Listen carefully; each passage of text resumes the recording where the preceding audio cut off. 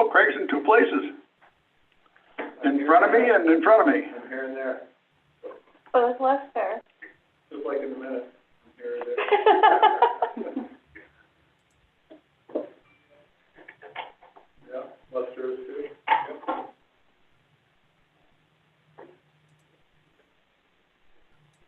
Where are we with the quorum? That's usually. Okay, so we are actually streaming, just so you know. Do we have a quorum yet? We have, Brian Craig, you. No, Got Jenny. she's not an executive, she's not, oh yeah, this is the real meeting. Wow. You know it's a Monday. I was just thinking of the officers, yeah. Craig's in two places. We're still short one. Mike Grasso did respond that he was coming, so. Mm-hmm. 1, 2, 3, 4, 5. Here's 5. Close, getting there. Mm-hmm.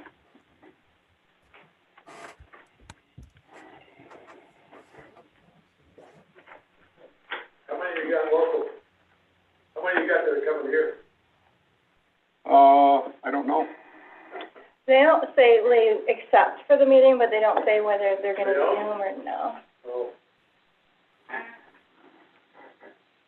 1885 looks like Bruce Ferguson. Yes. Look at that. I'm starting to recognize phone numbers. Yeah, that's sad.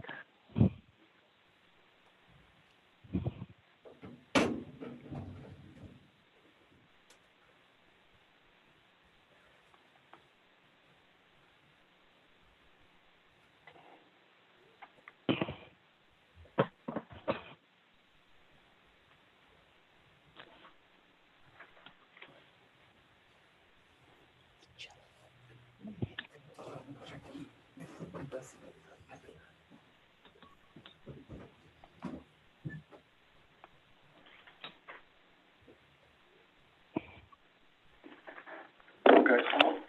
Hello, Hello? Dave. Yes. Who was just talking to me? Was that?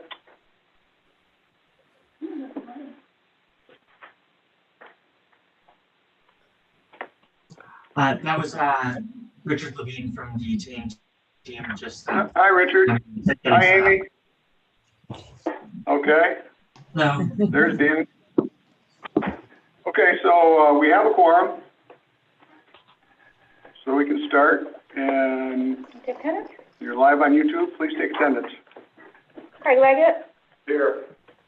Michael Biddle? Brian Campbell? Here. Mike Grasso? Jenny Sullivan? Here. Mike Wild? Dan Bruno? Here. Bruce Ferguson? Here. Nick Caimano? Here. Dave O'Brien? Here. Okay, having had that, first order of business is we need to silence our cell phones. And first order of business is, could I get a motion to approve the minutes as mailed out for the October 19th IDA board meeting? Move. Moved by Nick Caimano. Do I have a second? Dan Bruno. Any omissions, corrections? With revisions. Yes. Thank you. Okay. Present. And the revision was, you were present at this meeting, it was today. Okay. All in favor? Aye. Carried. First order of business, I'm going to move the agenda up. I want to start with the applications we have in front of us. We have with us Attain with Amy Mahoney, Richard Levine, and is that John David or JD? Yes, we've also got our Chief Compliance Officer, Joe Stevens. Hello, everyone. Hi, everybody. Jamie Peckham. Hi, everybody. Hello. So, welcome to the meeting. And what we first like to do is based on your application. I know we've been going at this for quite a few weeks. I would like to have you give a presentation to the board, just a short presentation, synopsis of what you're looking to do, and why that getting assistance to the IDA will make this project more successful.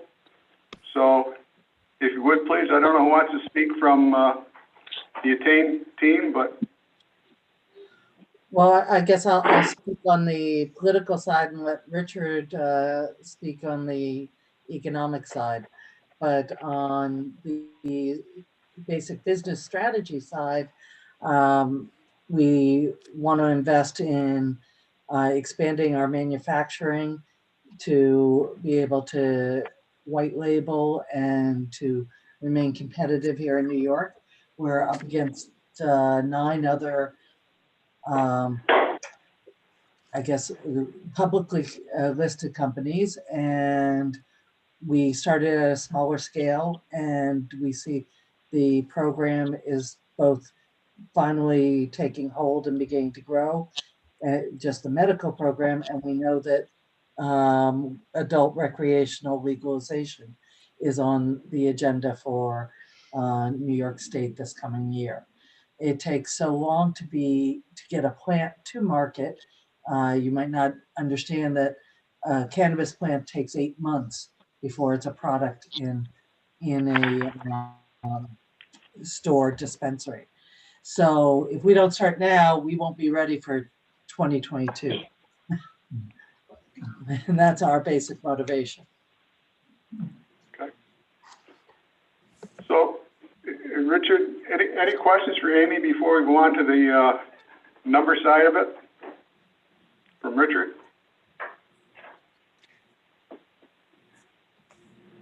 Okay. Richard, did you want to fill in some of the gaps, like what you're going to accomplish, number of jobs you're going to look and add, and why it's a benefit to Chestertown?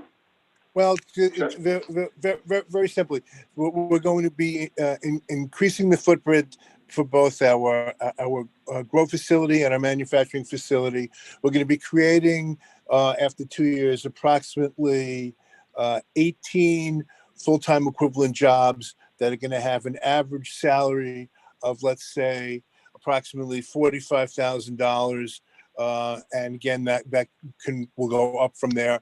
So you're looking at, to Chestertown, we're going to be creating, wages of $810,000 in the community, which will have the trickle-down effect of people spending money in the Warren and Washington County community. And as we succeed and as we hire more people, again, the benefits will accrue to the community. And we like doing business up there, and we want to continue to do so. And we need this expansion to stay relevant and competitive, as Amy said. And it's really as simple as that.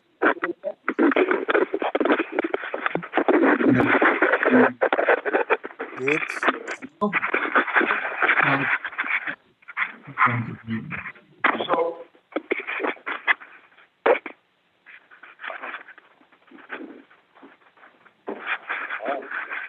excuse me, I had to pass out some microphones to get in our system here. But we're here. So, okay. As we know, Attain has submitted an application. It was sent out to you in the mail last week for review. The executive committee and our attorney has reviewed the application, finds out that they do fit our qualifications and guidelines for providing assistance, especially when they're bringing the number of jobs in over the course of it. We are looking at a modified enhanced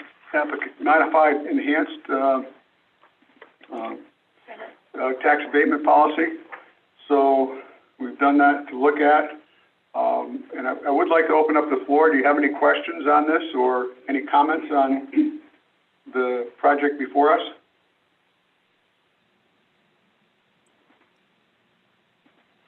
Craig, it's your town. Right, can you just run through the schedule here on what we're looking at on the abatement? Because there's 2 things going on, isn't there, of the old 485B? Correct. Kara, do you want to explain it, please? Sure. So currently, the facility from their original construction project, received a 485B through the municipality, well, through the town directly. And so the base value reduces each year. And their total assessed value is $1.378 million.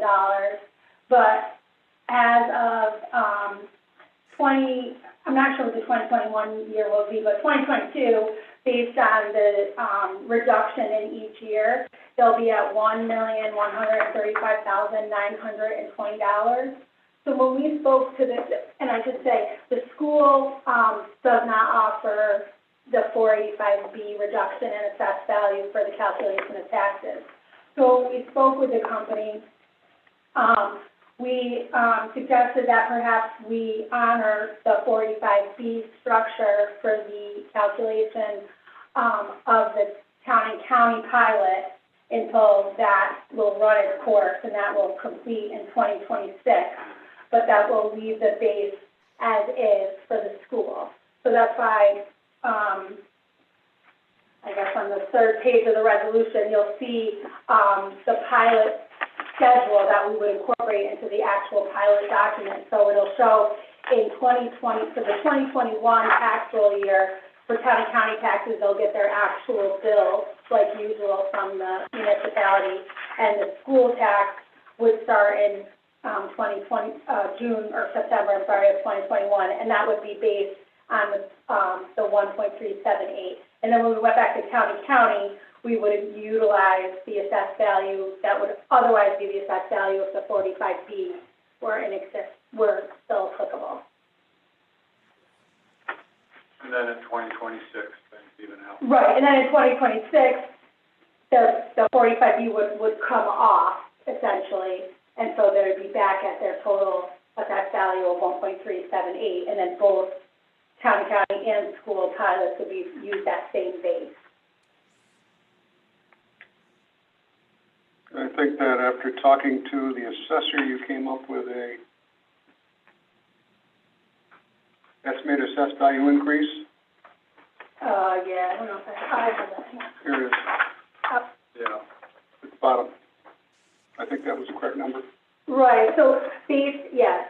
So the assessor has reviewed the project and is estimating at this time that the total assessed value, once the project is completed, will be $5,017,900. So the benefit will be on the difference between the 1.3 and wherever we are in the schedule and the $5,017,900.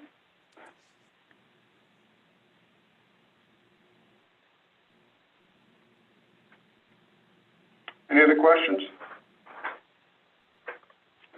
Amy or Richard, do you have any other questions before we proceed on this?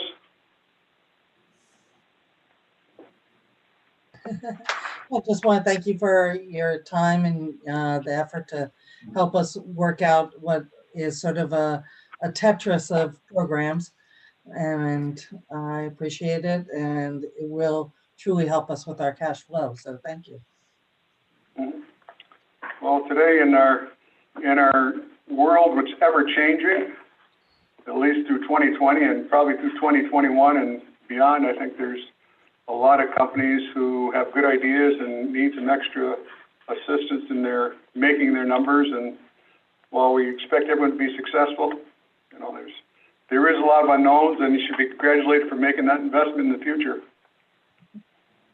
Wow. Thank you. We're excited. If I may ask, also, Amy, the Ethane also pays excise tax to the county, don't they? Yes, the county gets 22.5, is it, Joe? 22.5% of all sales. of all, yes, Of the excise tax. Of the, of the of excise, the total excise tax. of the total excise tax paid into the state. Yeah. Warren County gets 22.5%. Right, which adds up to a sizable amount, doesn't it? Doing pretty well, I think. You have to tell me whether you're really getting it.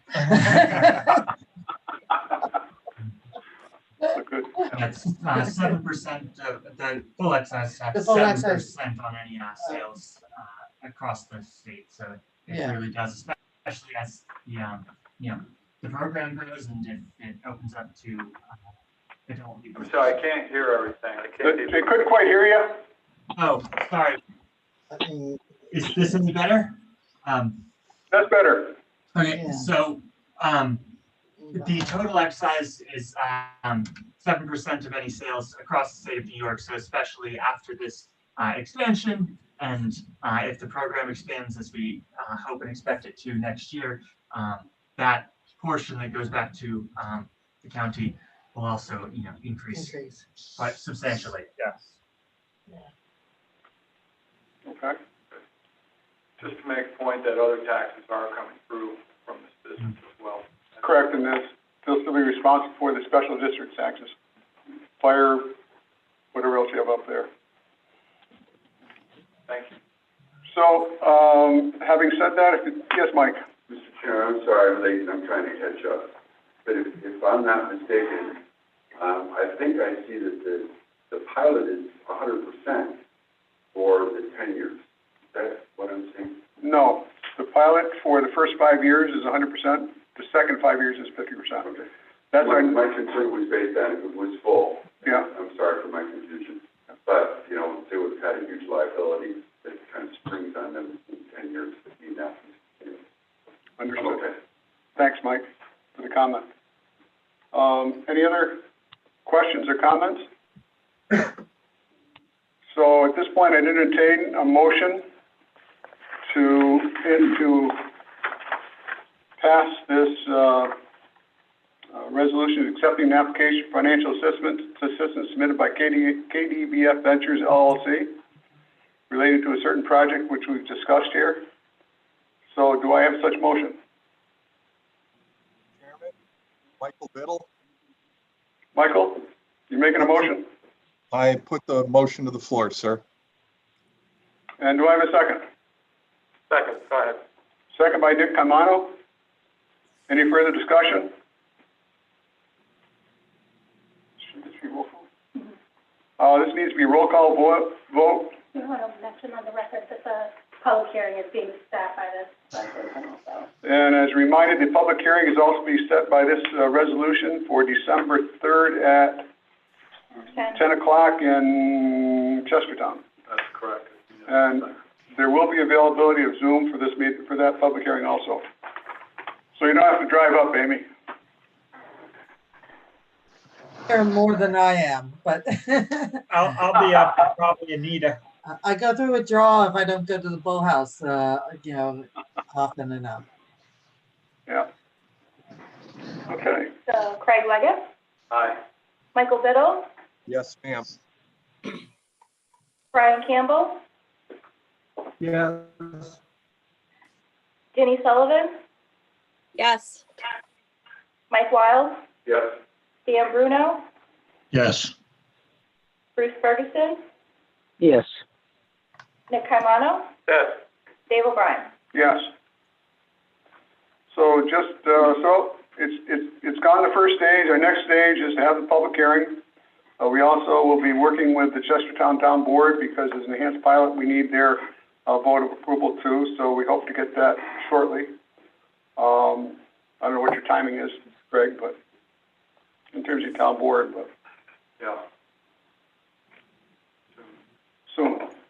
So as soon as the public hearing is we will then reconvene as a full board and approve that, bring out for a motion to approve that, the project to go forward. Great. Any questions, Richard or Amy? Looking forward. Okay. Amounts. Well, thank you for attending. Now Thank we you. go from marijuana. Now we go from marijuana to wine. You see the wine bottles up there. So I thought it was a good night. Good mix. There you Where are go. the samples? Well, may happy spirits flow through the holidays for all of you, and may you stay Yeah. healthy and safe. Same to you. Okay, take care. Thank you. Have a nice day. Okay, bye now. Okay. Next on our agenda is Sasha and Mike Party from Adirondack Wineries over, and I'll let them they've got a little presentation to give, if you can share the screen with them, so they Yeah, can share their presentation. that would be great. Okay. Okay, so just tell me if everybody can see that. Hi, I'm Sasha, and this is my husband with me. Can everybody see the screen? Yep, looks good. Yeah, okay. So we are Adirondack Winery, and this is for an expansion project that we would like to complete at 395 Big Bay Road, which is where we have our company headquarters. And just to start, we were founded in 2007. This was a business we started on our own in Lake George. Our location is at 285 Canada Street, right in the heart of Lake George, across from Shepherd Park. And years ago when we started there, we were making wine in the back of the store. And then we moved our winemaking to the facility that we're at today in 2010, 2011, which is at the Big Bay Road in Queensbury. And then eventually we purchased the land here, and it's about 2 acres of property. So this is the property that we're talking about building on. So why are we needing to expand? We have 12 years of consistent growth behind us. Just to give some numbers, our production has started, we were at 1,000 cases. Now we're at about 17,000 cases. Our revenue has grown over 600% since opening. We had 1 location then, and we have 3 today. The other one is in Bolton Landing. So Queensbury, Lake George, Bolton Landing.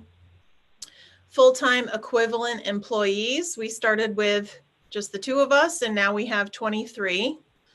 Wholesale accounts. We started with none, and today we have 540.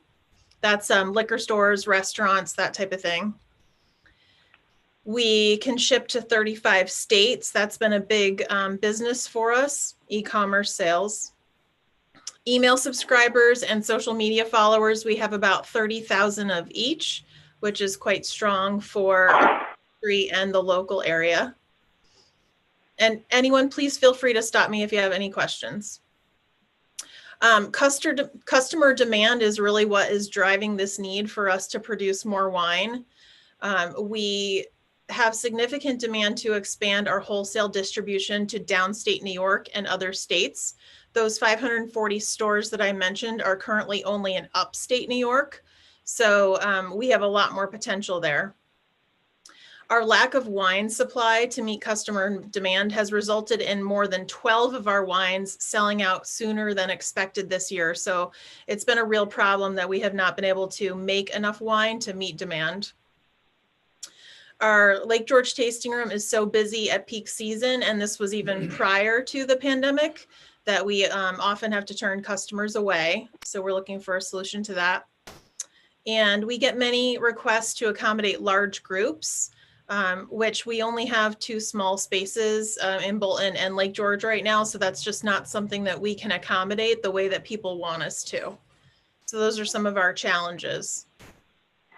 Lack of space is holding us back from further growth.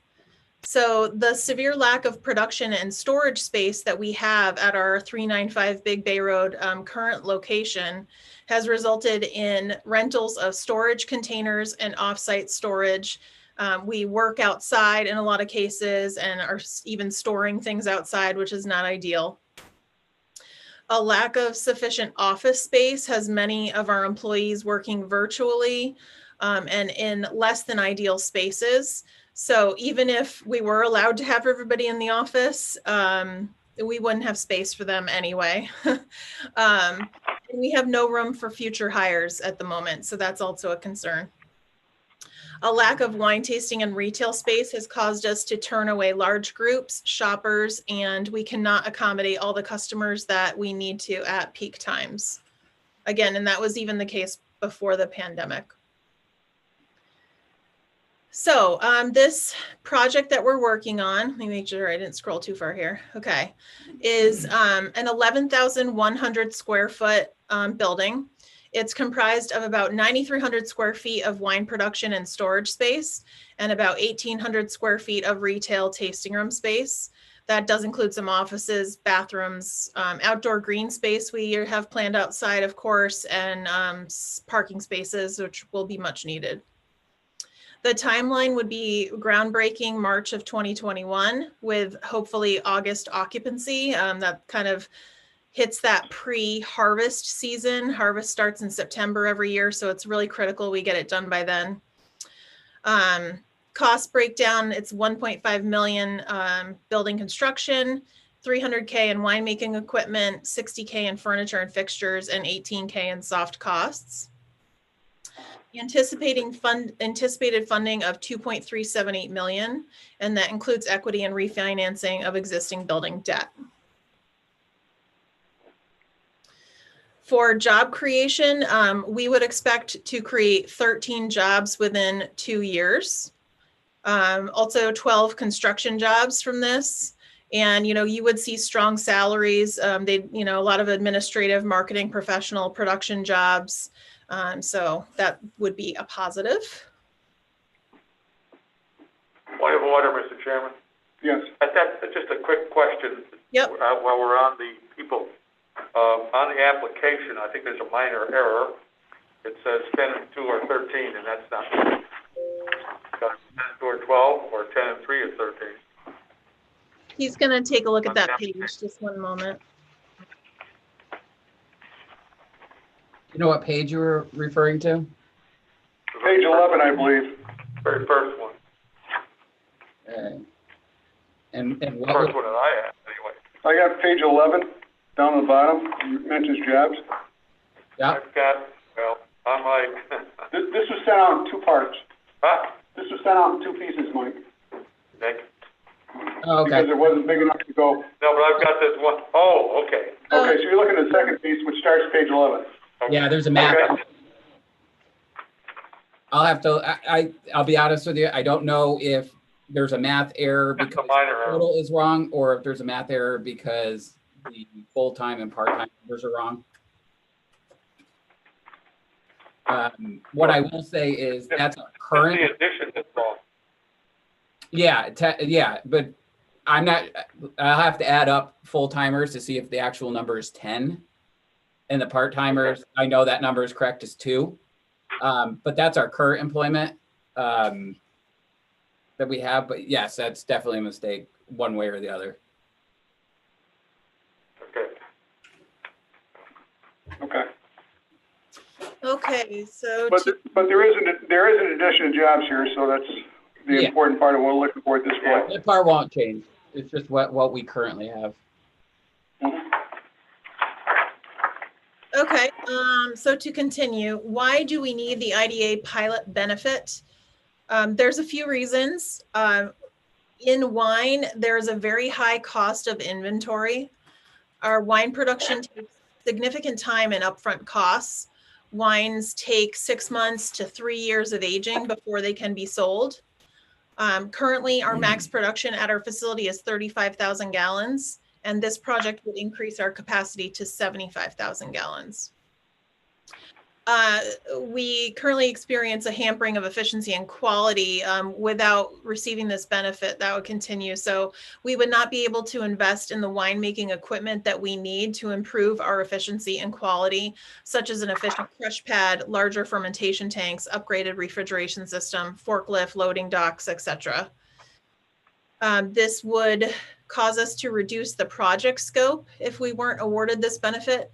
Without it, we would have to reduce the initial scope of the project and grow in slower phases, holding back on equipment purchases, job creation, and opportunities to sell more wine at retail and wholesale. We also would be faced with a competitive weakness and increased risk. Without the financial assistance, we would be unable to meet our current growth and expand to new markets. Our competitiveness would be negatively affected as we could not take advantage of economies of scale. and the inability to respond to market demand would significantly increase our risk during times of economic uncertainty. We're trying to prevent against that. This is the initial rendering of the project. We are waiting for a slightly adjusted rendering. Not too many changes, just a couple parking spaces removed and some additional windows added. So not too much different from what you see here, but this is what we think it will approximately look like when the project is done. And that's it. I wanted to keep it simple, but we're certainly happy to answer any questions. Well, first I've got a statement. Sure. I'm extremely impressed with the presentation. Oh, well, thank you very much. It's nicely laid out. It looks nice. It's appealing to the eye. So I really appreciate that. And I might call on you on a part-time job to help out other people put together presentations. I think I've got a little bit on my plate, but thanks. I appreciate that. Okay, sorry. Questions, Mike? Or Craig, I'm sorry. Yeah, thank you, Mr. Chairman. And Sasha always does great presentations. As anybody that's sat in on occupancy tax knows that she has all of the numbers in order and such. On the site plan there, your existing building is what's in the shadow and the new building is in the back, correct? Yes, it's a very long and skinny plot of land. So that's what would work for us. Thank you. Other questions? Hold on. Any other questions? Speak up because I can't see everyone. Dave, Chairman? Mike Biddle? Yeah, not so much a question, but an observation about the good folks on the phone and the good folks at Adirondack Winery. They are very supportive of our area and our greater community, and they're very supportive of our business community. They've been great people to work with as Adirondack Chamber members, and they really care about our area. And these are the folks that we need to help in our area to keep growing and to keep jobs coming into our area. I think this fit is perfect out in Queensbury, and anything that these folks have touched has turned into liquid gold. I'm going to go liquid gold because of the wine thing, but you're being very flattering. We really appreciate that. And one of our core values is to definitely promote the local region. I mean, every one of our wine bottles has photography of the local area on it, and that makes an excellent gift. And people leave Lake George and the Adirondacks with that. They bring it home, they share it with friends, they can buy it in stores. So we spread it that way. But then we also, you're right, we are active in the community, whether it be, fundraising for Big Brothers Big Sisters or making strides against breast cancer. I do sit on the chamber board. So we really believe in bringing tourists to the area. And I think that the fact that this is also located right off of exit 18 doesn't hurt that goal as well. Let's make it clear, they're good to both chambers. Sasha serves on the Lake George Chamber Board, but despite that, she's also really good to the Adirondack Regional Chamber as well, is where I'm going. So thank you. They've just, Sasha and Michael have just been really good and really good to their employees. So these are the folks we want and need in our area. Any other questions for Sasha and Mike? Mr. Chairman, Jenny Sullivan, if I could ask a question. Sasha, perhaps you mentioned financing for this particular project, which I think is very exciting, by the way. Do you have your financing in place at this point? I'll let Mike speak to that. Yeah, we're still working on that part. It's been a little complicated because of the new construction aspect of it. We're also not 100% every last cost. We're probably about 95%, 98%. It should be obtained probably within the next month at the most. We're kind of running out of time anyways to be able to get everything lined up for the spring and get it started. We don't anticipate any hardcore issues. However, it is right probably at the edge of where our financing is, and we've had to kind of work with that a little bit, our financing ability. So it is a little bit of a stretch for us, but it looks like it's going to be come in just about where we have to have it. Thank you.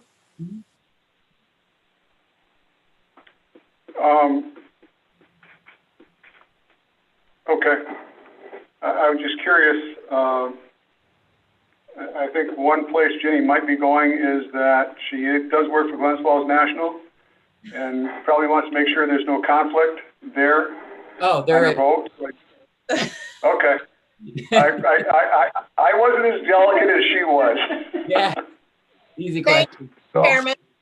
They're our primary avenue for financing. So. Okay. Good. Any other questions or comments? So, Kara, would you read off what benefits we are extending to Adirondack Winery and when we're going to have the public hearing? Sure. So the resolution that we sent over shows an estimated sales tax exemption of $46,900, an estimated mortgage tax exemption of $10,175, and then a real property tax abatement that would be for a period of 100% exemption on the new improvements for 5 years, and then a 50% exemption for 5 years. And just based on the construction figure that was provided by the company, we estimate that at $232,517. Obviously, that's just an estimate based on the estimated construction amount. And we are, and I see that actually there's a typo there, but we are scheduling the public hearing for December 4th, right, Friday? December 4th at 10 a.m., and this one will be held only via Zoom. Okay. Any questions on the presentation?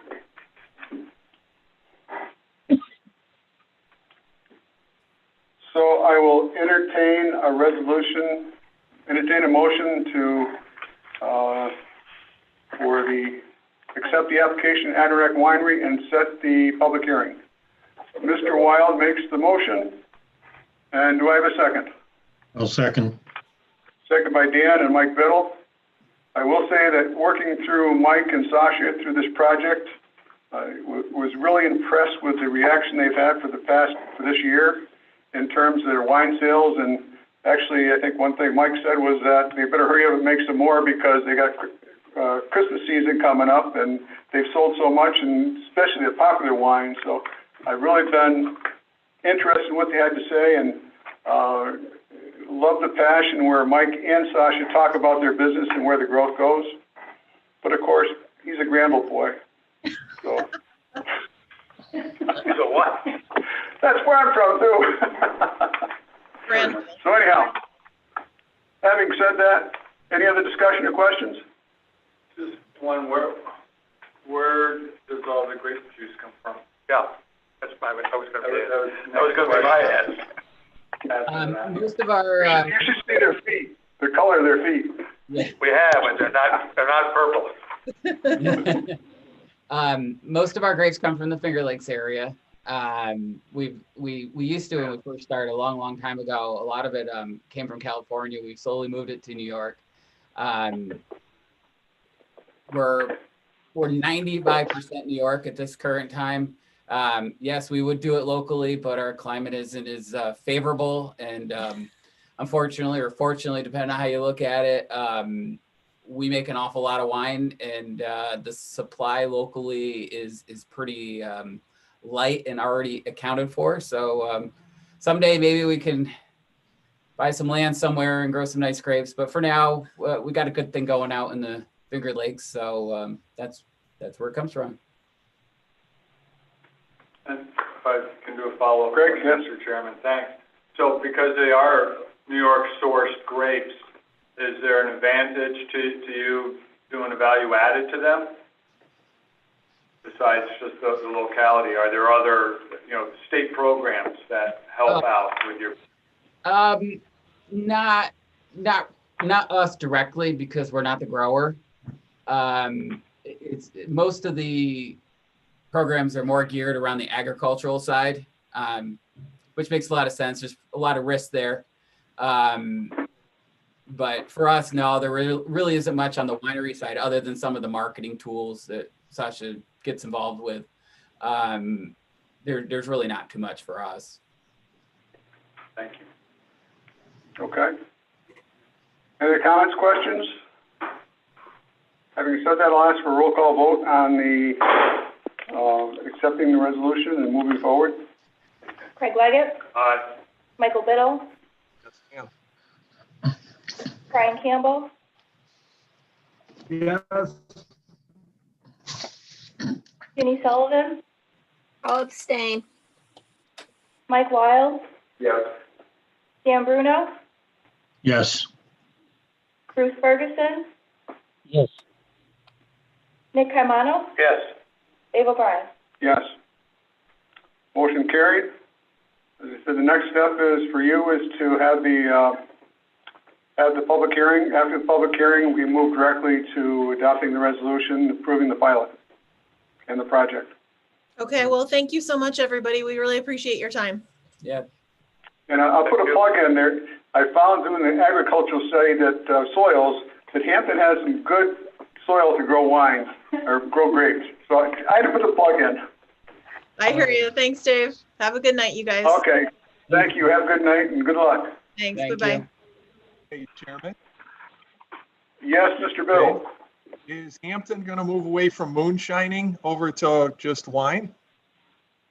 We'd like to get legal. Thank you, sir. So, Entergy Winery. Thank you, We Lester. have two other presentations to look at. And we're contacted by, where's my list of people here? My memory's not what it used to be. I think the first one was on Tom Zapiri? Oh my gosh, look at that. From Funorama. Right. So, just to look at what we've done with the previous people, our main services provided is, number one, is tax abatement for new projects or improvements done in projects, and also with sales tax and mortgage tax abatement that helps people get started with the first. Anyone in business knows the first 5 years is the most critical part of your business. So getting them started so we have a leg up. So, Tom, if you'd like to give us a snapshot of what your comments are. My home's at the corner of Lake George, corner of Beachy Industries, called Funorama Fun Park for 25 years. And of course, being in New York State, we weren't allowed to open this year at all. We've had been open since September 2019. It's been devastating for Adirondack Entertainment that I own. And we employ usually this summer around 30 people up there between the outside amusement rides and the arcade. And we still haven't got any kind of communication with the state of New York. We became a lobbyist firm, and they've been working with some people in the governor's office, and they advised us to go to the IDA that there was grants available for the music industry, and that's where I'm at. It's just been no guidance at all as far as when we can open, what we're supposed to do to open. We spent thousands of dollars in plexiglass, PP protection programs, everything, sanitizing. Nothing's being done, and it's so messed up that the games on the New York State Tour are open and operating, but we can't open in Lake George. And if you go to a Walmart store, the games are open. Price Chopper, cranes are working, but it's just particularly that Lake George. Being in Warren County, we had a gentleman up here by the name of Ryan Moore. He was strict. He shut us down, and we've been shut down, and still shut down. We cannot open. So the thing is, this lobbyist trying to be retained. He said that the state told them that there was money, because the state don't have any money. They said they had to go through the IDA and Congress. That's where I'm at. So I did understand that some IDAs have grant funds available. We haven't gone that route as of this time for different reasons. One, some IDAs have a lot more available cash to give out, and we haven't really brought it up as far as the subsidy we looked at. Have you looked at, I mean, there are some other areas available. I know that the Lake Champlain, Lake George Regional Planning Board has some money available at very low interest rates. Have you looked to them? I looked at my banks, I've been with almost 40 years. Mm-hmm. And it's pretty hard for a bank to look at a business, but there's no revenue coming in. You look at projections, the first thing they want is your tax return. And the tax return for 2019, I had for 2020, there was no revenue there. There's no revenue at all. It's actually nothing. And we did pretty good up there over the past years. And I mean, banks, they're frowning on giving money to a business. I mean, you go to a bank and say, well, what's your income? There's no income. We're closed. And there's if you look at the guidance, there's no guidance. We're the only industry in New York State that's closed. Amusement parks and arcades closed. Mm-hmm. And it doesn't seem there's going down the line. Lobbyist firms telling us that they're working with them, they're going to look at facilities. They keep telling us every day. We're moving into we lost my entire season, the indoor acting season. They're still trying to get open in places like Dave and Buster's and Chuck E. Cheese. They're still closed. But as far as going to a bank to get money, I think it's a pretty hard thing to do. The only thing I mentioned, the Lake Champlain, Lake George Regional Planning Board, they're not a bank.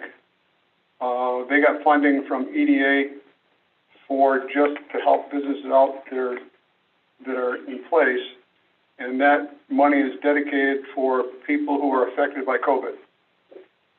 So it might be something I can read the telephone number off in my head to you. 518-668-5773. They are there. That's what their purpose is. Does Jenny or Mike know of any other sources available that would be faster than working through us? Do you know of any SBC programs or other programs that might be available to help them out? Chairman, I've been having a problem picking up the gentleman as he's speaking. Where's his business located? It's a Panorama in Lake George. Oh.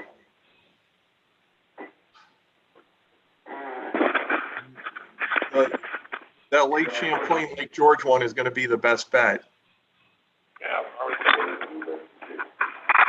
I mean, I'm not. Mike Weil, do you have any other thoughts, brother? No, I really don't. That they do have, it's a 1.9% interest loan, business continuity, specifically for businesses that have been affected by COVID. It seems to be a fit. And their office is right in the old courthouse in Lake George Village. Down below. So, yes, down below. So, if you like, we can touch base. I can get you, David just gave you your number.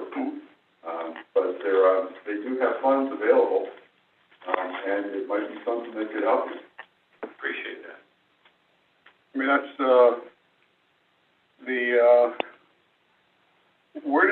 was the EDC giving out Warren County EDC giving out some grants?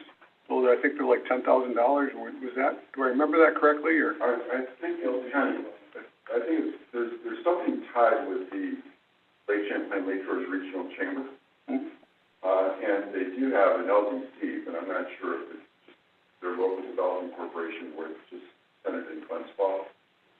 I really don't know if they have anything that can help there. I don't know either.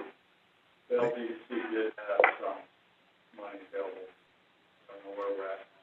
Was that for Warren County or just strictly Glens Falls area? Warren County? It's another resource. I think reading between the lines, I think that I think they were doing $10,000 grants. I mean, that's almost like a stopgap to you for a short period of time. What type of grants what type of money were you looking for? Did you have any idea? I could get about 20 million so I could retire. If I knew that was, I'd beat you to it. Right now, I've been self-funding the whole place up there. my wife says that I'm crazy because the thing is, you know, I'm almost 70 years old, and the thing is, I've been an amusement operator for 50 years, and what happened is, you know, the loans are great, but you have to have the ability to pay back. And the thing is, I had great concerns about even getting open for next year. That's where, I mean, we're talking about, you know, what you see on the news about these vaccines and everything else. People are leery about going out in public, especially in places that are concrete where there's a lot of people. So we might be dark again for 2021 up there. So the loan, I mean, you know, $10,000 is $10,000. I could pay something. I mean, right now I'm taking money from my retirement and putting it in up that place. I never did that in 25 years. I always paid for itself. But any programs that you can, you know, give me some guidance on, gentlemen here just told us, stuff Chuck wrote it down. Because right now we've had nothing from the state as far as guidance. That was Warren County LDC, is that what you said? Warren County LDC, was it? Yeah. What is it? And they're part of the Warren County Economic Development Corporation.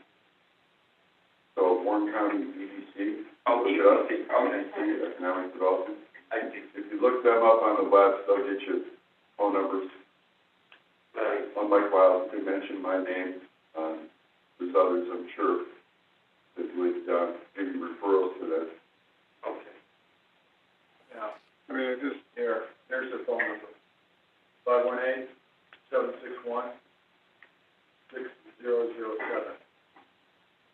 Probably talk to Jim.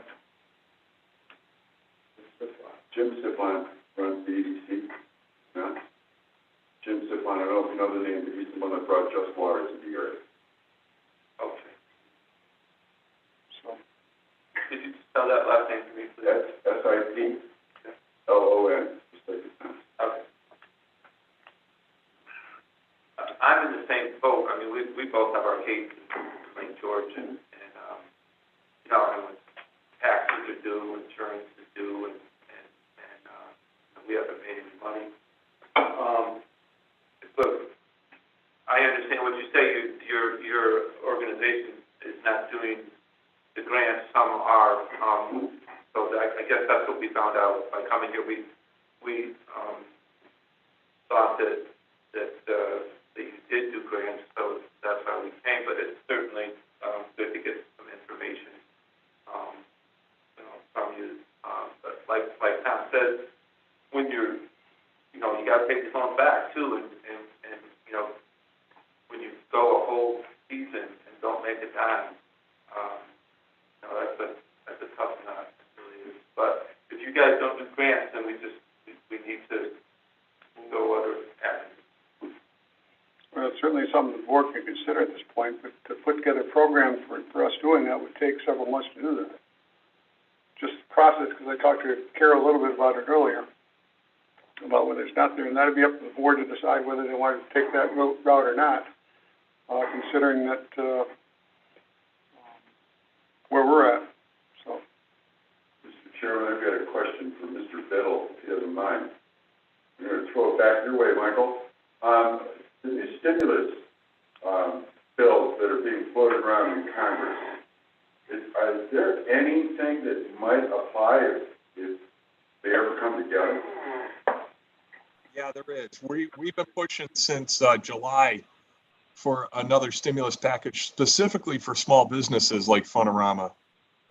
So it would generally be businesses 50 employees or less. And I think this one might have some steam to it. I can't promise anything because it's Washington, D.C. But with that being said, there's three main components to that new bill. That's one of them. The second one is support for state and local governments. And the third one is some PPP forgiveness. Those are the three main things that we're attacking. And I'm hoping that we have something here between now and the middle of December in this lame duck session.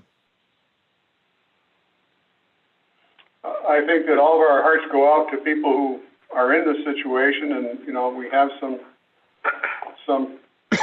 places that, like the wine industry, seems to be going well during this part, but there's so many other businesses that are there. I mean, Well, we have my family has a dairy farm and they're selling milk all the time, but the problem is what they take back for it to cover the costs is they might as well get rid of their stock.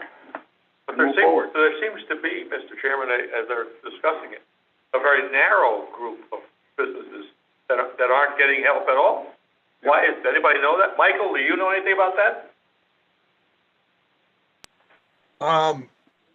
I don't know about the narrow business. Did you apply for PPP?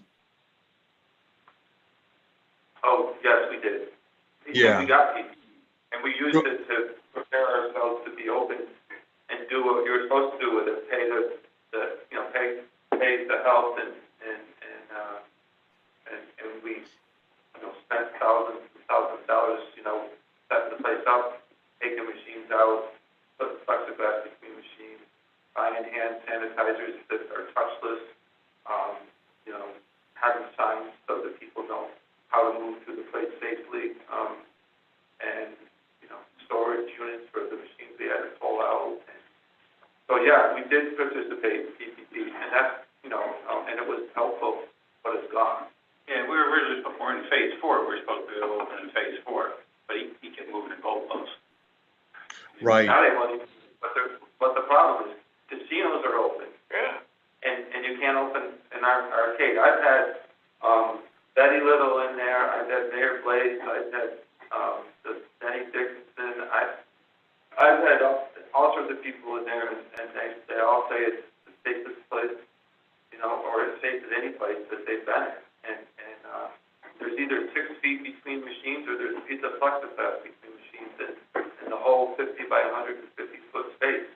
And I took out in front of the 28 feet of showcases where the people turned in their coupons for prizes. I pulled out 30 machines and just had a big area where you can crisscross back and forth. Families can wait for their turn to turn in their prizes, But, so we spent a lot of money and nothing, But the school taxes had to be paid in September, and the town and county taxes will have to be paid in January. It's just, we've been there for 50 years. My dad built that building.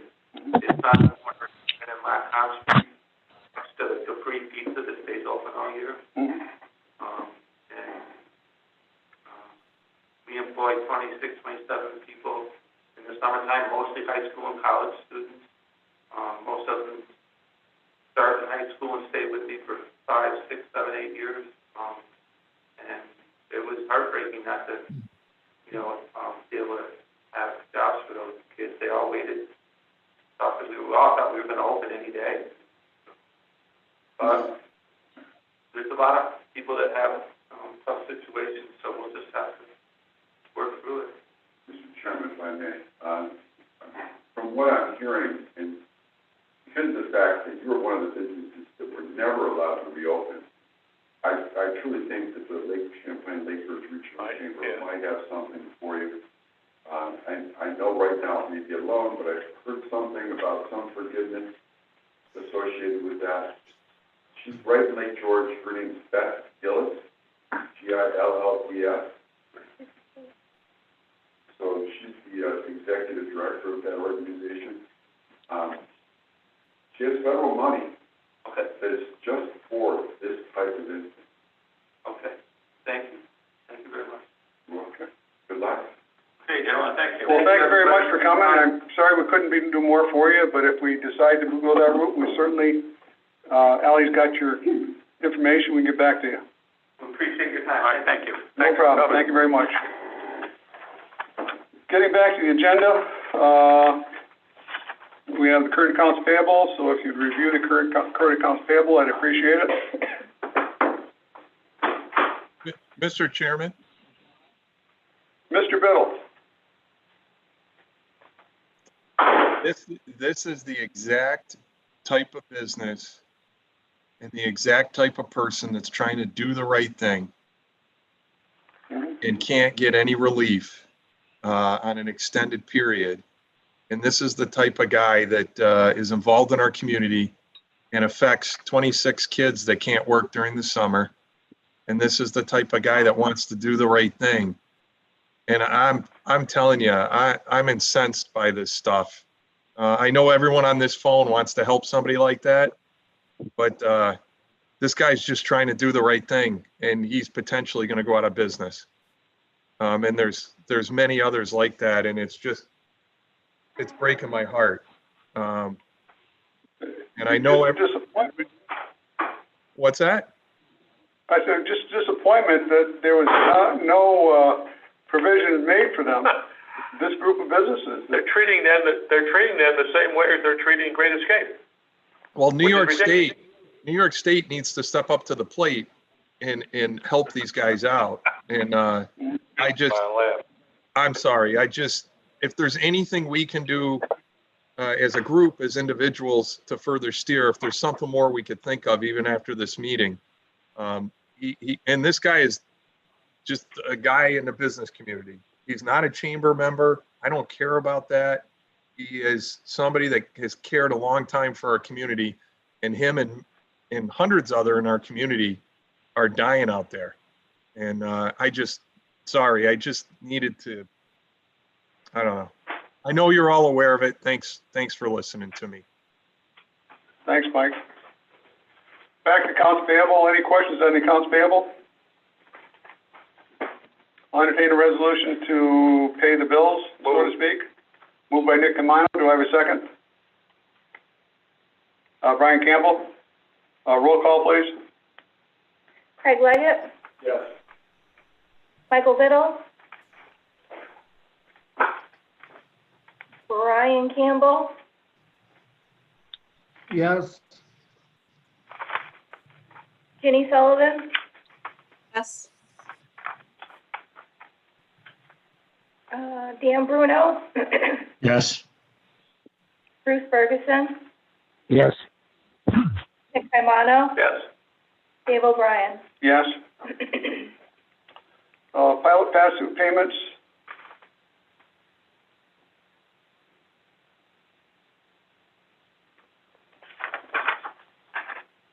Okay. All set with those in the payables. New business, we covered new business. Nolan contract update. I had a discussion with them. They are making finishing up. They're going to forward it to Kara, so we're moving forward on that. I'm authorized to sign that as soon as we get it. There was a little confusion on their part about outside storage. We're going to look at that. They do not need a variance for the storage, the distribution tank itself. There's potential they need a variance for storing the gas containers. So we'll look at that when it comes back in, but they are moving forward. Tom Robinson from Why Not Services, I've not heard anything yet.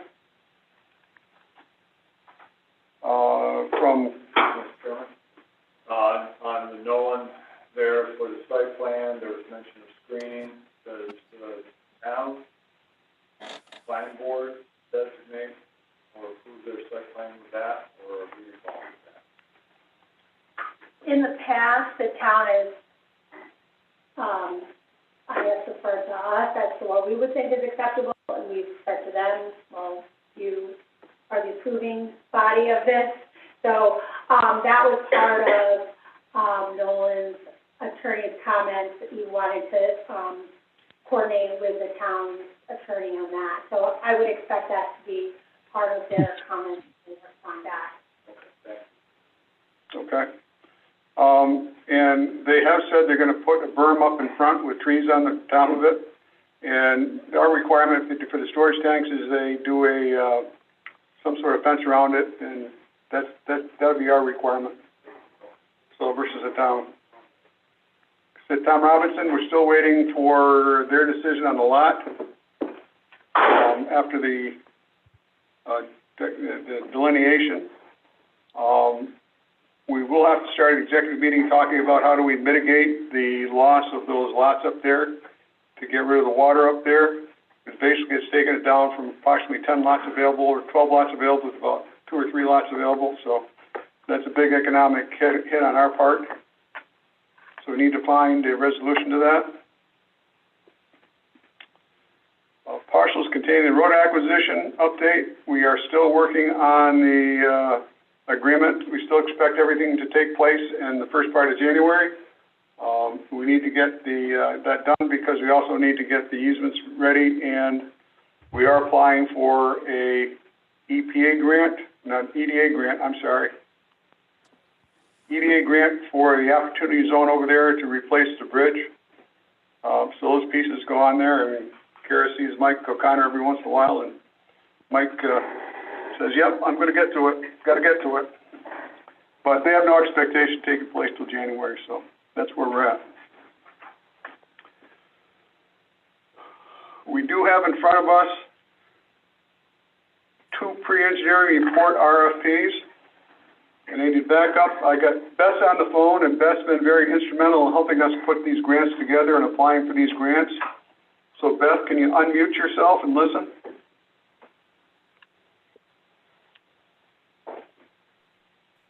I'm unmuted. Oh, listen to me. I'm here. You're unmuted. I can see you. That's trouble.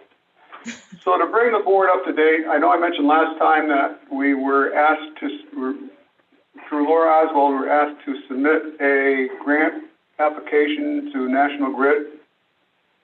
We already had the USDA grant in place. The USDA grant is for $125,000. It requested a match from us of approximately $25,000. Through working with Katie Newcomb at National Grid, they have reviewed our project. We have submitted requests to them. They have talked about the capability for us to have that grant. They have reviewed it. It's going through the process of being reviewed. That will put our total available funds up to somewhere around $190,000. Part of that grant will be to be used for the pre-engineering report for the bridge, so we can apply for the EDA grant, under Opportunity Zone. So that's what we're looking at. In terms of that, Beth, could you fill in the gaps that I probably left out? You actually did a really good job. Oh my God. Jesus, I'm putting right now to my guys. Surprise, too. I'm going to go home. She wants something from me. Yeah, so there's the USDA grant and the National Grid grant. Right now, we're just waiting for a signature page from them to execute that contract, which seems like they are amenable to the project. The other grant that the IDA has applied for and received is a $600,000 grant from Northern Borders Regional Commission. And so that grant is for the construction of the replacement of the bridge and to complete the wastewater engineering up to the site and within the site. So the bridge and the engineering for the wastewater all combined is a $1.5 million project. We've applied for and received $600,000 from NBRC. We are going to apply to the EDA for another $600,000. And then we have to find $300,000 in either state or local funds because there is a condition on the NBRC grant that says that the total project cannot be more than 80% federally funded. So we will have maxed out our federal funding abilities with the $600,000 from NBRC and the $600,000 from EDA. So that's really where we are with those right now. So we also have, I won't say promises or commitments, but indications that we have 3 other sources for that remaining balance to meet the local match. One that we are going to be working through is ESD, is one of them. The second one is one of our local Congress people has promised to see what she can do to help us do that, to get that money that hopefully that, since she's still in the majority, that she can help Fort Edward find that extra money to do it. There is another resource that, provided it happens, may give us some available cash to fund that. But also we have a party who is interested in, and this is sort of under the wraps, who is interested in going to the dewatering facility, which has communicated they would potentially be willing to help fund not the study, but help fund the construction of the sewer. So, I mean, that's a couple of major things that happened the past few days. We're still looking into the last one, but we first have to get the engineering study done. In order to apply for the EDA grant, we do need to complete the pre-engineering report. We have 2 RFPs here. One, Beth was kind enough to go out and get the RFPs for us. There are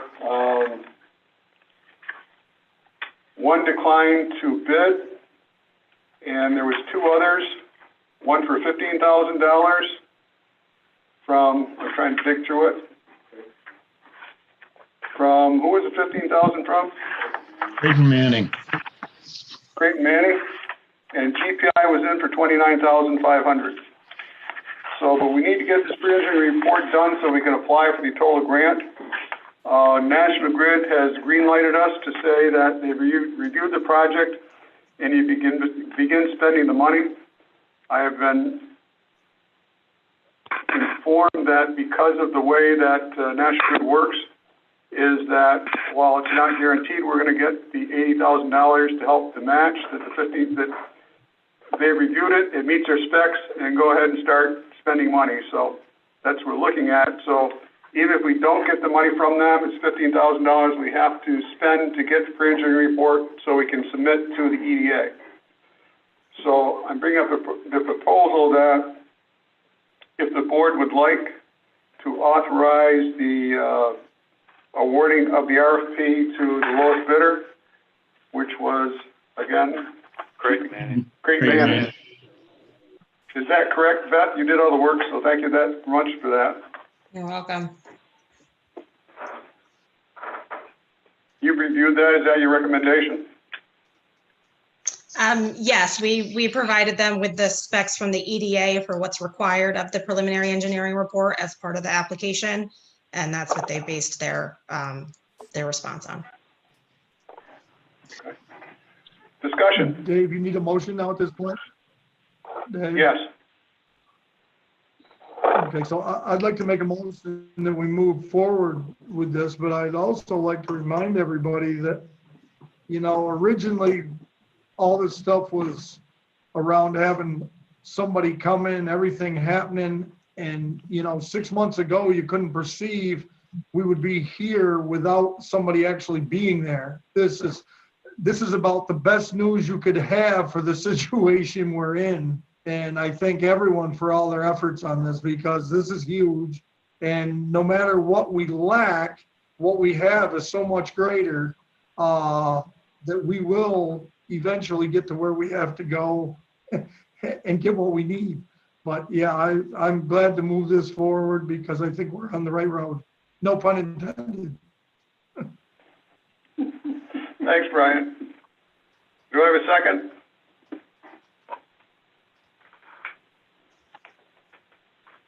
Second by Dan Bruno. Any further discussion? I think that the stumbling block has been twofold over there. Was one the durable access. We seem to have resolved that, and come January that we resolved. The second thing was the sort of temporary bridge, which has been in some cases misnomer, but we need a permanent bridge over there. Open up a very valuable piece of property to people. We've had some interest, but I think that we started taking the lead on this. We need to keep on taking the lead so that we can open that valuable piece of property up for development. And we have one company who is very interested, walking through the pieces now. We've had interest from several other companies who are looking at the site, and I'm not able to release the names or where it is, but or what the industry is, because we haven't even signed an NDA of those people. They want it quiet. So there is activity, but we need to do what we can do to make that a successful place to bring back hundreds of millions of dollars worth of assessed value into Fort Edward. So I have a motion and a second. Any other discussion, comments? I'll ask for Yes, Dan? No, I just want to say I'm familiar with both of these firms, and I'm confident that Creighton Manning will do a decent job here. Okay. Could I have a roll call on that, please? Craig Leggett, Yes. Michael Bittle, He's not here. Brian Campbell, Yes, Ginny Sullivan, Mike Wild, Yes? Dan Bruno, Yes. Bruce Ferguson, Yes. Nick Caimano, Yes. Dave O'Brien. Yes. Carrie, thank you for your confidence. Any other questions for Beth on this? I mean, she's been very helpful on this, and so has Laura Oswald done. I mean, they haven't spent a lot of time on it, but they have been very instrumental in helping out the project and moving this forward. And without them, we would still be struggling down there. So thank you, Beth. Mr. Chairman, I have a question for Beth. Did we finish the roll call? Yeah, Carrie. Beth, did you hear our prior conversation with the two businesses in Lake George that never were able to open this year? Yes. Yeah, Funorama. Yeah. Yep. Right in your way. Able to help them? You think there's something we can do? I think so. Yeah. I mean, at first blush, it looks like they would definitely qualify. The arcades that weren't allowed to open all year are the ones that are struggling. What they're really struggling with right now, and I think he alluded to this, and I could only hear on and off, is that they're not sure they're going to be able to open in 2021 either. So it's kind of figuring out what their long-term plans are, but we're certainly willing to work with him in any way that we can. Good, stay in touch. Thank you very much. I knew you could come through helping Warren County. She's helping Washington County too, and the other 6 counties she's supposed to be helping right now. So, okay, well, thank you very much, Beth. I will see you tomorrow morning, which I'm sure I'm going to pay for this conversation today in one way or another. Thank you. All right, have a good night, everyone. Thanks. Thanks, Beth. Good night, Beth. Sales and marketing, I will have you know that both Adirondack Winery and the Tang came from reaching out from news articles and seeing how we help them succeed. We do have some other companies we're working with that are the same way looking at things and getting there. I do not want to mention any names in public. I think that's, without them having an application, they still shall remain anonymous. There was one that we did review who is looking to put a large tractor/ag business. We're looking at that. One of the qualifications is that no more than 30% of their construction costs can be in retail. We are looking at the fact that not only is retail selling tractors and other things retail, but service is classified industry. So I think we're going to have to pass on that. So that's sort of the conversation, unless someone else has anything to do. I have solicited opinions from a couple farmers too, so I got the same response back, is that it doesn't fit in our bailiwick, so unfortunately there's some we have to turn down. And I will be communicating that to the people.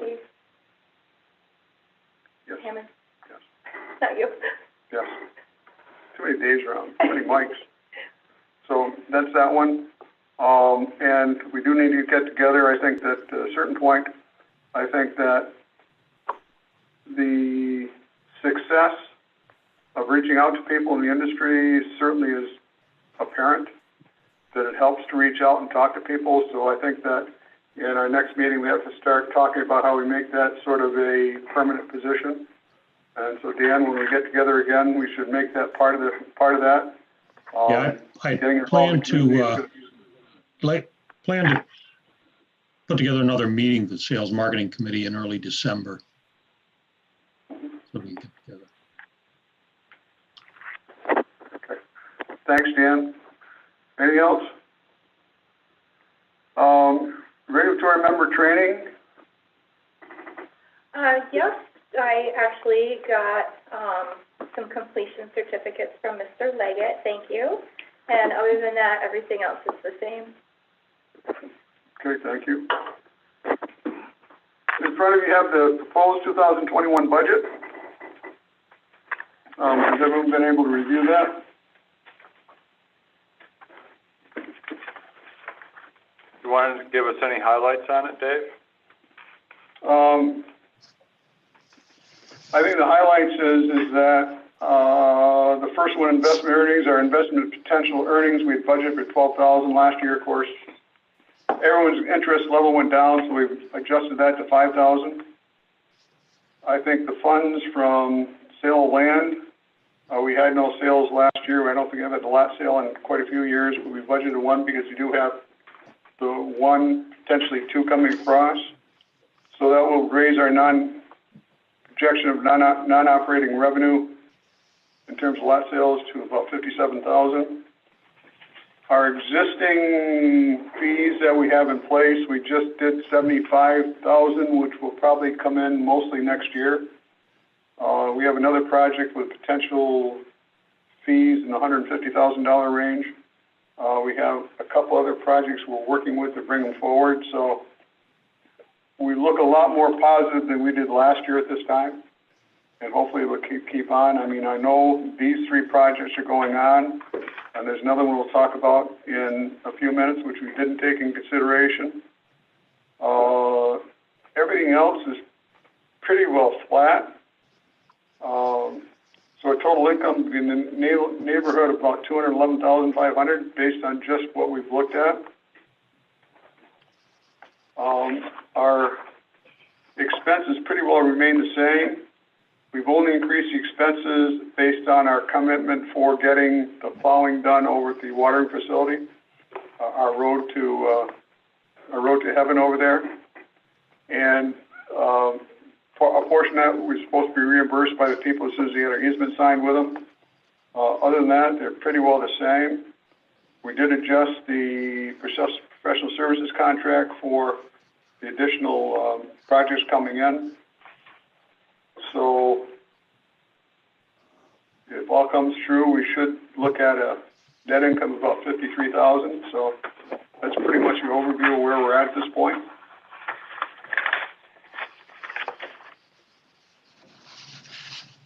Any other specific questions or comments? Chairman, Mr. Wild? do we have any kind of reserves that we can report on to understand how well we're doing with our contingency funds and reserves? I don't remember the numbers offhand. Did you have a balance sheet, Ally? No. So we'll get that information out. I think if memory serves me correctly, we started the year about 700,000. I think that our expenses have run about 140, 150. Some and that was due to the watering facility and WL Plastics. Some of that we have capitalized to account for it. So I think that potentially this year we'll be down somewhere around 550, 600, but we'll get that right number. Hopefully that some of these projects will come across. Maybe we'll get some deposits on part of it, so it'll help this year, but I think we're more fortunate than a couple of people in this room today. So we started off the year great last year, and COVID got us too. So actually, there's 3 or 4 projects we were starting on early last year, but they all fell to the wayside too for the same reason. Any other questions? So I'll entertain a motion to adopt this proposed 2021 budget. So moved, Mr. Chairman. Moved by Craig, second by Brian. Any comments, discussion? All in favor? Aye. Aye. Opposed? That's not a roll call? We can do a roll call if it please. No, I don't care. I just didn't know if Okay, do a roll call. Most budget votes are. Craig Leggett, Well, let me think about this. No. Yes. Brian Campbell, Yes. Ginny Sullivan, Yes. Mike Wild, Yes. Dan Bruno, Yes. Bruce Ferguson, Yes. Nick Caimano, Yes. Dave O'Brien. Yes. Carried. Next item of business is that, I think we told you that TDI is looking to apply for a pilot based on their passing through Washington County. And detail is yet to come forthcoming, but we have not had an application for them. But I just wanted to fill you in because I'm going to ask for permission for something. Is that today we reached out to Joe Scott. This is a big project. This is a multi-billion-dollar company. Blackstone Investments is a I don't know if they're a trillion-dollar company, but they're a multi-billion-dollar company, and they got a lot of lawyers involved. And we've had some meetings with some of the towns involved and some of the IDA members involved. And one of the recommendations is that we seek out additional legal staff to beef up what we have. Someone who is coming from a 200-person firm who has 5 lawyers who do nothing but IDA work, reached out to Kara on Monday, whatever day it was, doesn't matter. I lose track of time sometimes. And they are looking to work with not only us, but at least 4, if not 5 of the other counties involved in this negotiation to help with the negotiation standpoint, to help with the paperwork, which is going to be tremendous. I mean, we are going to need some really good reviews of these contracts. The devil's in the detail. I did consult with Kara about this. If she felt that this was a good move for us, I'll let her answer that question. But we did talk to Joe Scott of Hodson Russ today, had quite a lengthy discussion with him. And I will let Kara fill you in on what transpired and what the proposal is. Yeah, so Joe Scott, he's a partner at Hodson Russ. We've worked with him in the past. This IDA he served as bond counsel for the IDA and the CDC for a variety of projects. He reached out to me recently and knew we were involved in this project, and he is already counsel to a couple of the IDAs that are also involved, but he's also potentially going to be special counsel to some of the other IDAs involved that are involved in this project. So he reached out, offered, his assistance and the background that he has and number of people and experience and everything along with this. I think it would be a good partnership for him to work with us as we move forward with this. He has, since he announced his graduation date today, I know he has much more experience than I do. So I think it'll be a good partnership. We work well together, and I think he'll help us, guide us through this process. His fee would also be paid by TDI, and that's how that would work. Obviously, it wouldn't be a duplication of fees. I think what Joe and I had discussed was that his office could prepare documents, since they'd be preparing them for all the other IDAs. It would be more streamlined for the company itself because they wouldn't have 5 sets or 7 sets of documents. They would have a comprehensive, similar type of agreement. Of course, it would be based on the terms that we approve, but as far as the framework would be similar in nature. And I think it streamlines the process and as we move forward. So I do need to give a disclosure. Joe Scott's from Granville. Joe Scott is married to my brother is married to Joe Scott's sister. Even though there's nothing here, I just want to make that disclosure so people understand that there is a relationship. I don't think it will affect us in any way because I'm not going to gain financially from any bit of this. So, but I do feel giving the disclosure is a good thing, so people don't say we're trying to hide something. So I did. Regardless of all that, we worked with him on the on the burn plant, and that was an easy job, and they do a great job. Yeah. I did. So, he is gonna send a letter of engagement out. He did say that, he had asked them, TDI, he knows their firm that's representing them, he knows their counsel, he knows their senior counsel, he knows a whole bunch of other people that are involved in this project. He did ask about host benefit packages. I said, Joe, I think I got a leg up on you because I've done some investigation and provided them information. They are coming to the board meeting on the Washington County board meeting here on this Friday to give a presentation. One of the things Betty Little has told me they're going to bring up is host benefit packages. I think that he will also help with those negotiations. In discussing it with him, he felt that it would be much stronger should the town interests and the IDA interests be conducted in the same negotiation, even though it's separate, because that gives us better leverage. And especially when we're talking five or six IDAs negotiating for, it will give us stronger benefit. His claim was when he talked to them about it, he said they were very non-committal about host benefit packages, which attorneys are non-committal, save current present counsel,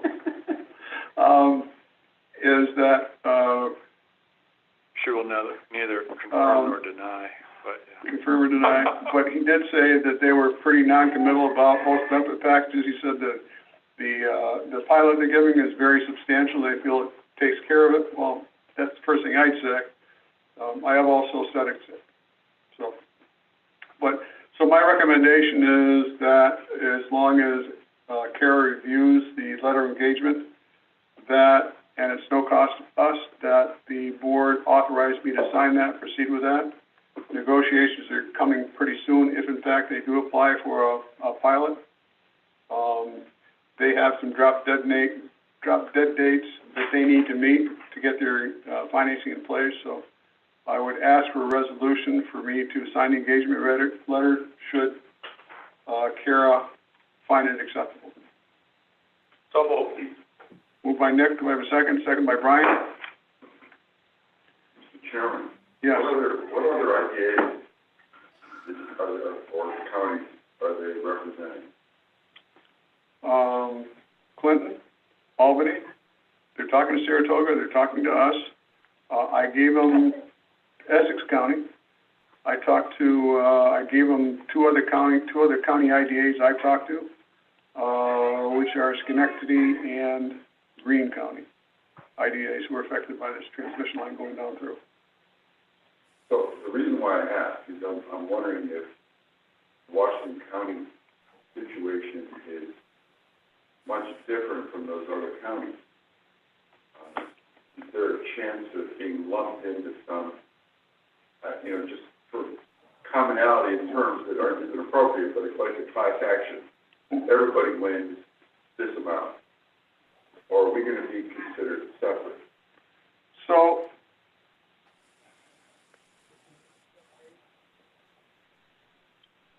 I request we finish this meeting, have an attorney-client meeting. Okay. So, We have to finish is there a motion voting second first. on that? Pardon? Yes. Yes, All you in did. favor? You just have to Aye. vote. Aye. We did. We just voted aye. Carried. Opposed? For executive session or? No, this No, is to for, hire. this won't be executive session, it'll be attorney-client, which is different. Okay?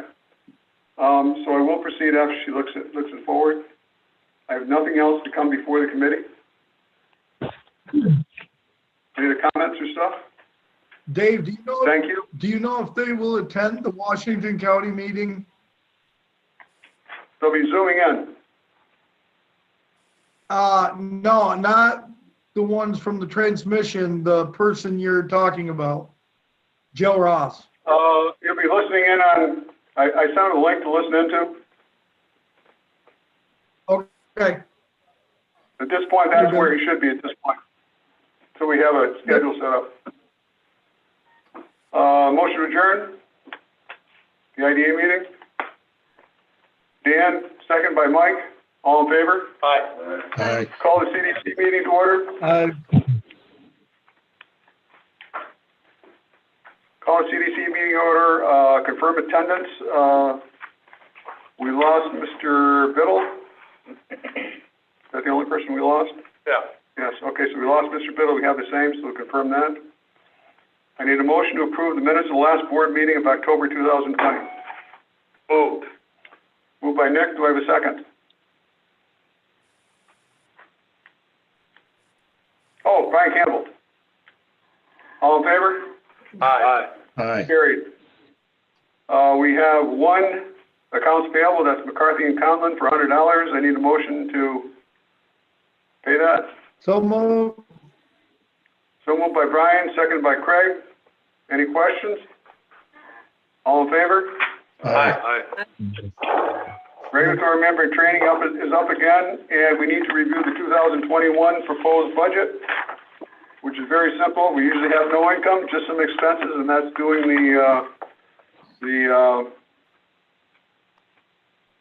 what am I trying to think of? The audit expenses. Move it. Moved by Brian, do I have a second? Yes. Nick Camano, roll call? Craig Leggett, Yes. Brian Campbell, Yes. Jenny Sullivan, Yeah. Mike Wild, Yes? Dan Bruno, Yes. Bruce Ferguson, Yes. Nick Caimano, Yes. Dave O'Brien. Yes. So if you drop, anything else come before the CDC? Motion to adjourn? Dan Bruno, second by Mike. All in favor?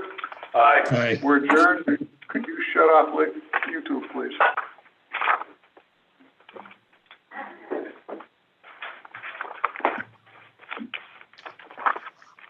You can listen out.